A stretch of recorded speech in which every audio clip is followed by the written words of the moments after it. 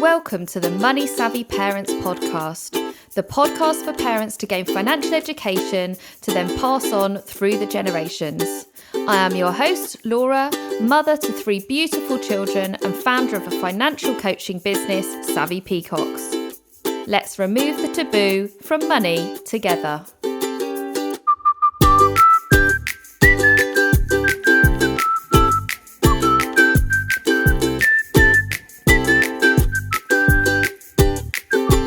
Hello, everybody. Welcome to my podcast. Thank you so much for being with me today.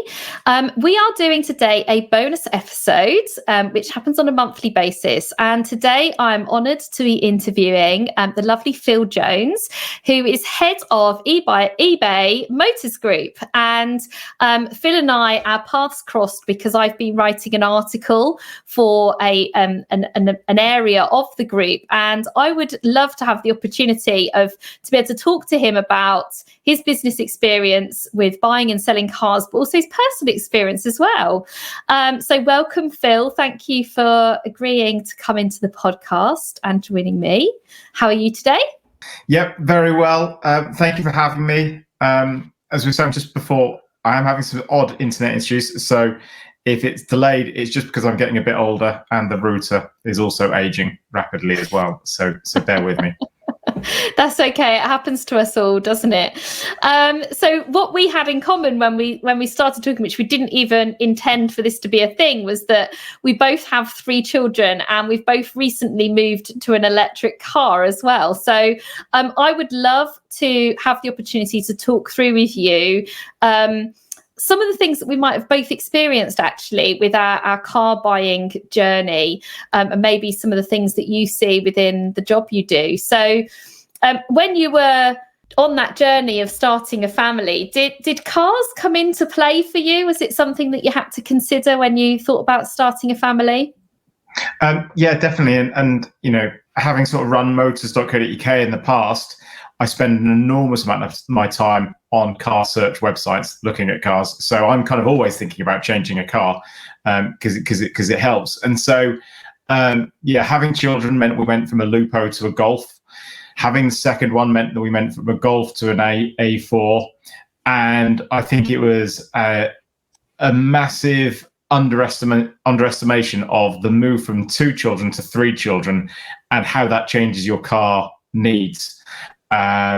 Because surprise to everyone, not many cars fit 3 car seats along the second row, and that was a huge realization, right? And if there's one tip I can give to anyone before I sort of forget to, is go to a dealership with the car in mind and take your car seats and go and see if you can fit it in, because the biggest cars don't necessarily have the best space in the back. It's really strange. And yeah, moving from 2 to 3 children means you can't stay in a hotel room together, and you have to get a slightly different type of car. But you know, we love them. We love them dearly.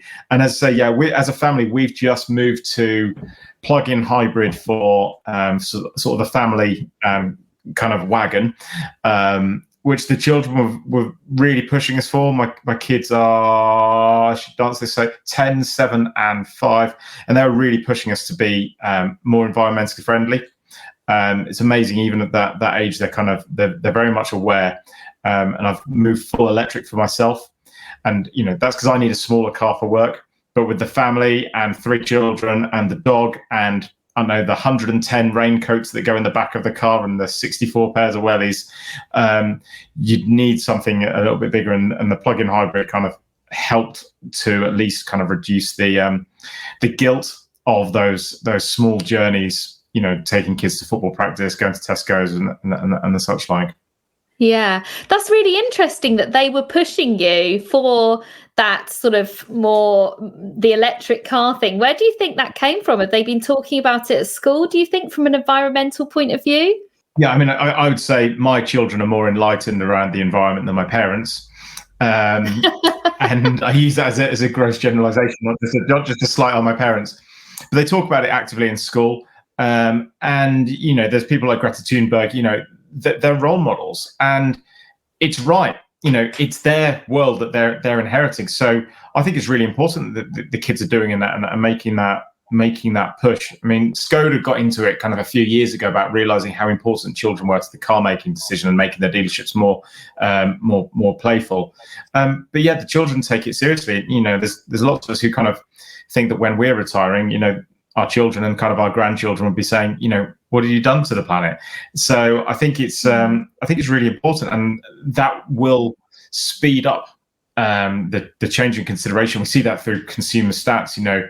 Not that long ago, people were still very much kind of diesel, because diesel kind of would dominate kind of the fuel mix. But actually, people are sort of moving from diesel to petrol to hybrid, and hybrid to electric is kind of the standard kind of upgrade path. But there's still so much that needs to be answered from electric. It's not affordable for everyone because the headline cost is more. Not everyone has the privilege of being able to charge it up on their drive. So at the moment, it does feel like a bit of a middle class kind of luxury, being able to say, I drive an electric car, and I'm a wonderful person. And actually moving to an electric car kind of made me realize, that more needs to be done. But, that will happen. The more people who kind of get into it, it kind of will create this bow wave. And I think children are key to that.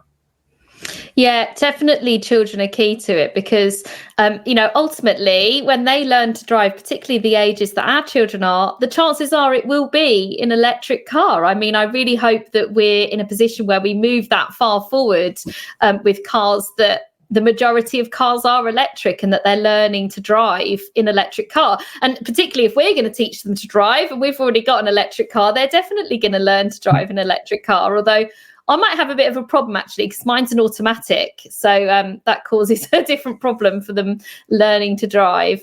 They'll all be automatic. Oh, do you think? Sorry, the delay's terrible.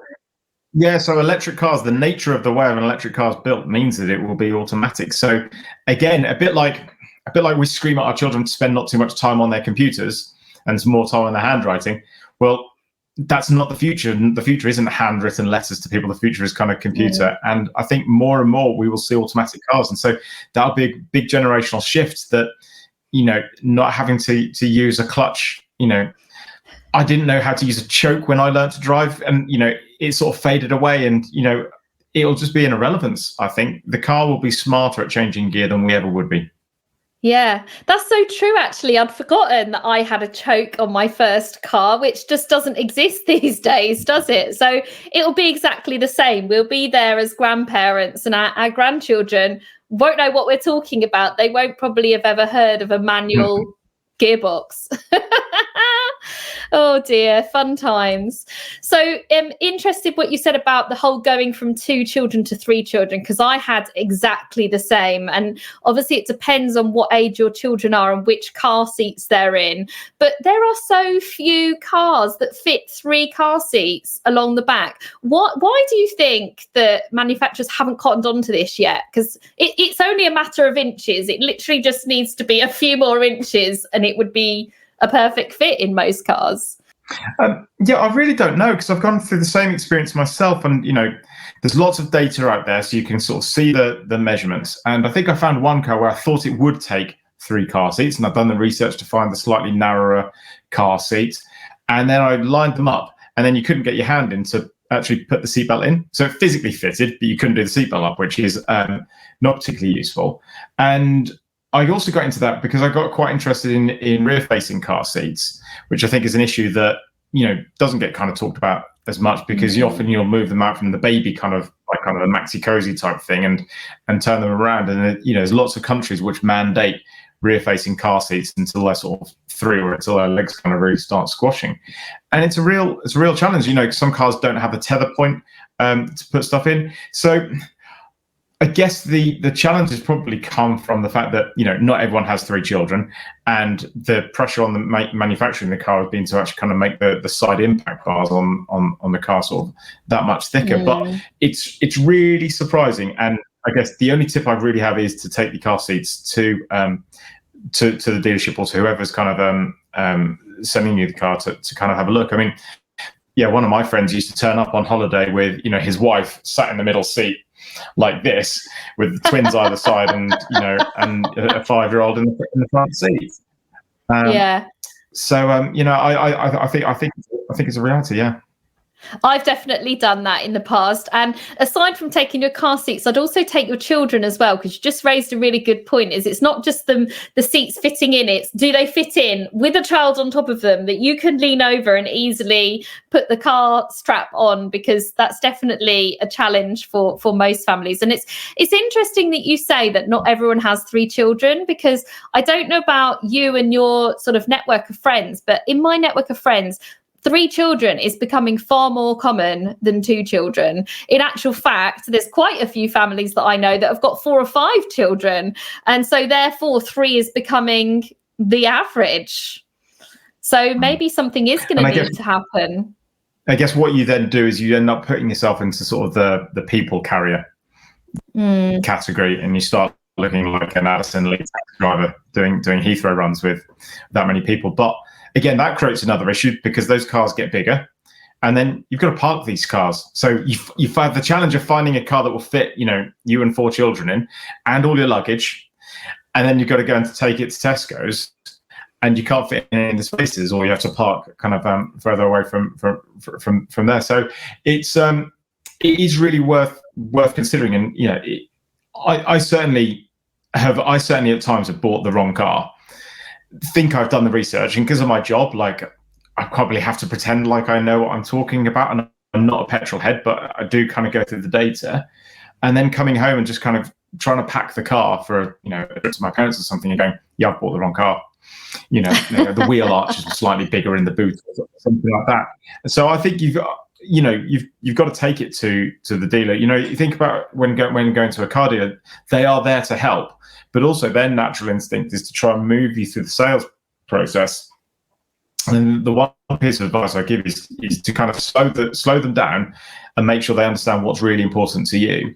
And actually what you might find through those conversations, they say, oh, I don't know, you're looking at a BMW 3 Series. Well, actually, have you considered the A4? Because the boot is the same capacity, but it's slightly wider, but narrower. Would that be important? In a completely random example, it might even be true, but I would sometimes wind the conversation back. Often we go into the dealership so ready to buy the car, and we've done so much research. We find this on Motorstock.uk. People start with, oh no, here's 400,000 cars. What do I choose? And then within 2 weeks, you're like, I want a Ford Focus E-Tech 1.6, 5-door, this model, and it's going to have this spec on it. And actually what we've done is just prepared ourselves for a battle, as opposed to the reason I've chosen that car is because I need this, this, and this. And I'd reconfirm that stuff with the dealer, because,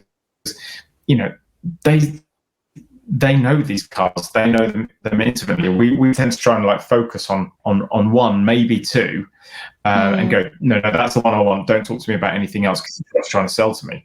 I think trying to slow that conversation down with the dealer and make sure you get what you need is really important.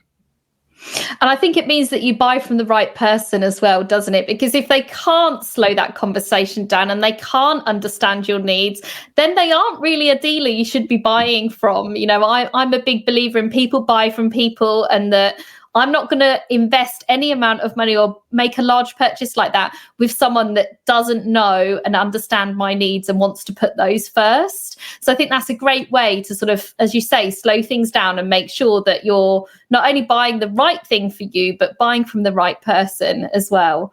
Something that just came to... I was just going to say... Sorry, I was just going to say, like, obviously, running kind of car websites, like, online is brilliant, and you can do that, all that research, that information. But yeah, I do believe there is kind of value, or certainly in some instances, there is value in having that extra bit of conversation. And that'll be main dealer, it'll be independent dealers, it could be a private seller. You'll always get that kind of connection. Sometimes you don't need that. Sometimes you go, I know exactly what I need, bish, bash, bosh, I'll have it delivered next Friday. But I think that's really important. We're not all Jeremy Clarkson. We don't all know exactly kind of what we want at any one time. And there's nothing to be afraid of. You're not going to, no one's going to mark you down if you kind of ask a question like, what's that button do?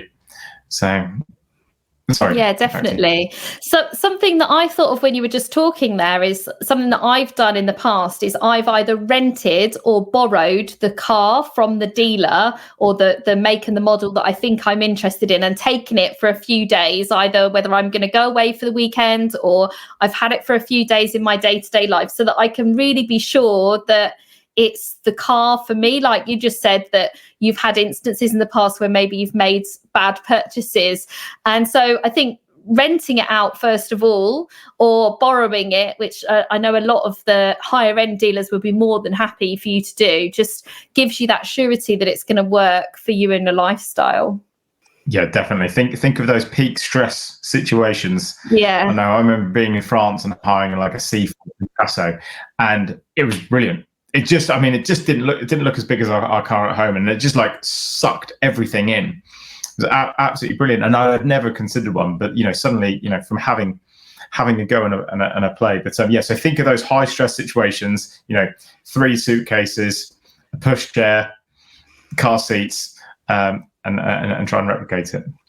Yeah. So what about from a costing point of view there? Because you've mentioned previously that having an electric car is quite a privilege. They are more expensive, and it can be a little bit of a minefield, can't it, with buying cars? Do you go used cars? Do you go new cars? Do you pay monthly? Do you pay upfront? So what's your perspective around the money that people pay out for cars and how that relates to their other expenditure? Yeah, I mean, I spend a lot of time grumping about this when I go through our bank accounts on a monthly basis. And I think, again, it's really important to understand what's important to you. So we moved as a family from kind of always owning the cars to going monthly payment and got onto the new car bandwagon. And that was a consequence of circumstances. We didn't have the cash to buy the car that I wanted outright. And so we moved to it. And so I felt like I got something better for the monthly payment, but I still think, well, God, I've got this massive monthly payment kind of going. So I think it's really important to think about what's right for you. So if you've got the cash to from an economics point of view, it will always be cheaper if it's your money and you're putting it in. But it is also worth remembering, one, the cost of money. So interest rates are lower than they have been, and it's worth comparing those interest rates because they vary significantly from like manufacturers discounting an interest rate through to kind of personal loan. So it's worth thinking about that.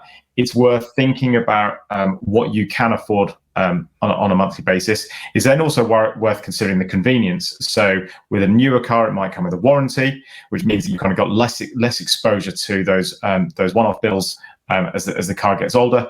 Likewise, you might actually back yourself. You might have the knowledge yourself about being able to spot or anticipate problems or a friendly mechanic. So you think you can absorb that stuff. So I think it is very specific to your own situation. Now, obviously, the one that is kind of gives you the most convenience and the most protection is the newer car, where it's got the warranty and you perhaps even get a service plan with it. And unfortunately, that's the most expensive one. But it's worth trading that off, because once you factor in the cost of depreciation, once you factor in the cost of running the car, once you factor in the cost of servicing the car and maintaining the car, changing the tires and such, like, actually the costs are often quite comparable. But it is absolutely worth doing the maths. You also need to be aware that if you take it on a monthly payment, you've got to have the credit profile that you think you can do that with, and you've got to be aware of kind of staying on top of those payments, because you don't want to jeopardize your credit rating on the other side. So it is a complex mix. And for what it's worth, I speak to lots of people, and I wouldn't say there's one size fits all. It's not like, oh, you're a millionaire, you should buy the car in cash. Excuse me, flashing my laptop around. Or you haven't got the cash. Do it on a monthly payment. I think it's very much about your individual circumstance and what you feel comfortable with. Yeah, you're definitely speaking my language, because I'm all for the whole cost as well. Because quite often when people are looking at something like a car, they'll go to the dealer, it'll come up as a payment of £220.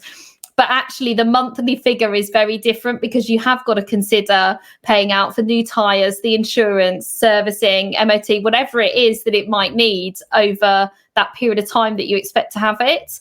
But I've got to be honest, that's one of the reasons that drew me to an electric car and buying it outright, is that from a longevity point of view, and knowing that there were far less things to go wrong with it, kind of gave me that little bit of extra comfort and made me feel like, hang on a minute, this might be a car that I actually keep longer than a few years, which is what I'd done previously before I got into electric cars. I don't know if you felt the same.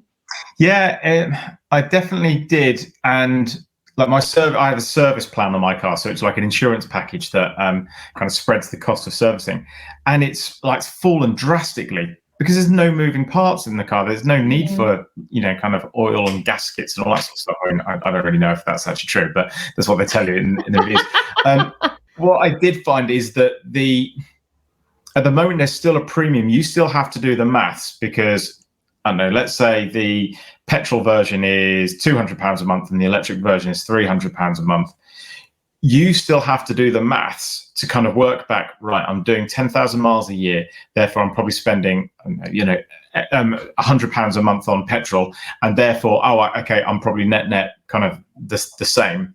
Interestingly, when Tesla launched in the US, it'd never be allowed in the UK, they would advertise the Tesla at the kind of after running costs. So they can compare it to like a BMW 5 Series, for example, and say, well, actually, it only costs you $700 a month, which is the same as a BMW 5 Series. Now, it wasn't. It was $1,100 a month, and you had to take off they said, but you've saved yourself this in petrol.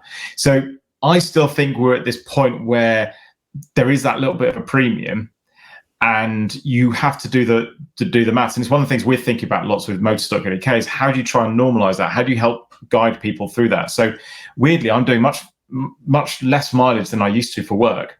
So actually the benefits of moving to an electric car fell as a result of COVID, which kind of felt contrary to kind of what I wanted to achieve. But it's about getting that balance. So I think, back to the points about finance and kind of, your family, it's about doing your research and working out what it is you want and where you think you get to. And so, the reality is if you've got a budget of £3,000 and you want an electric car, you probably can't afford one because they aren't £3,000. Yeah. If you were considering, a 3-year-old Golf, for example, which, use that as kind of a general sort of market, you probably can, depending on how you want to pay for it, and then those benefits will come through. I've been sort of surprised at how cheap it was to charge my car. And again, we're very lucky; we've got a drive and we can put the cars on.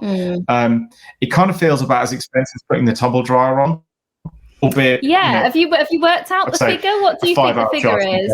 Yeah, my wife made me hide the smart meter in a cupboard because she knows that I'll be checking it all the time, and I reckon. Our plug-in hybrid, the family car, which is 21 mile range, I think that costs us about 50 or 60p to kind of get to each 20 miles, which is about the same as the tumble dryer. But I can't be as scientific as I want because my wife won't let me near the smart meter too often. Yeah, I've worked mine out. So mine's 160 miles because it's fully electric. And I think that's about £2.60 to charge for the full 160 miles. And obviously it's difficult to work out because obviously you've got to be completely run down. But yeah, I mean, that's nothing in comparison to what you would pay in petrol and diesel. But I think to your point, is working out those figures. And I think if you can do that within your organization and have some kind of calculator that's available for people to work out the true cost, the true running cost of their vehicle is really important, because it's the one thing that as consumers we forget when we're making bigger purchases. We forget about all those other costs that are attached to buying those more expensive things.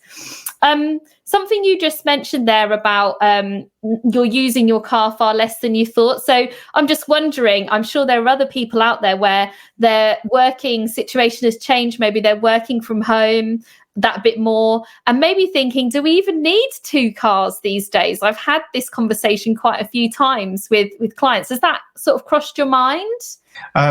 Yes. lots, because it's an expensive asset to be set on the drive. And we've seen this since the end of the first lockdown in June last year. We've seen a significant increase in demand for used cars, which is partly supply issues for new cars and such like, partly because people can't go on holidays, they're changing cars, but also, and largely, I think, people are changing the type of car they need. So, you don't necessarily need your big diesel saloon that was going up and down the motorway as you were kind of Mondeo man, which is kind of what I used to do. And you need something different. So I think there's a lot of that changing and kind of thinking about how we get to work. And, and conversely, I think there's lots of people who are driving to work now because of the uncertainty or kind of, concerns over going on public transport, which, we all have our own kind of reasons for that. So there is a lot of kind of activity in the market about people changing. I mean, where we kind of get to, I think there's lots of stuff you talk about as kind of like sort of cars available as a service. We live in the Cotswolds, so we're kind of not that close to civilization. And the problem you have is the peak times. So 90% of the time, both cars are sat there doing absolute naff all on the driveway. But you can guarantee we both need the car at the same time. And that was the one thing we couldn't get away with. I've got a friend who lives in LA, and they've absolutely got rid of the second car, and he just jumps in an Uber when he needs to. We don't really have that option here, but I do think stuff will start to change. I think one of the drivers of electric cars might even push people into renting the bigger car for the family holiday, and renting the bigger car when you need it, and using a smaller car. And it is worth doing the maths on that. Because how often do you need the second row of seats? How often do you need that big boot? How often do you need the roof rack? It all kind of plays in. So there's a lot of volatility with people sort of changing their cars with their changing needs. Yeah, it's certainly something I've thought of is, I'm now working from home. I'm not doing that 2-hour commute every day. Do I need a little run around to take me locally? And then, as you say, rent a bigger car, have the luxury of a Tesla or something for a week to go down to Devon, where I do need the space, and we want that we still want to have that electric car feel, but we don't necessarily need it to be sat on my drive 90% of the time, as you've just said there. So it's definitely something to consider. And I think that's what's really important is, as you've already said, everyone's personal circumstances are different, and you just need to keep reviewing your own personal circumstances and how much you're using these assets or these things that you're paying for every month, how much you actually getting value out of them, and what are the alternatives. So I think that's really great. And one point I'd add on that is it's worth remembering that, the car market is actually quite a liquid market. So if you're in a lease and your circumstances have changed, pick up the phone to the lease company and explain it to them. I don't need to be doing I don't need a 10,000 mile a year lease anymore. I need a 15,000 mile one, or I need an 8,000 mile one. Have that conversation. Dealers are falling over themselves at the moment to try and get hold of secondhand cars. So when you go, I've got this car and it's probably got a big service coming up, have the conversation with the dealer, because you'll often be surprised at what they can do. Don't feel that you're kind of tied into kind of having this car, because do you know what? It's an incredibly liquid market. To say there's always buyers, there's always sellers. Everything has a value. You don't have to sell. You don't have to change out of your car.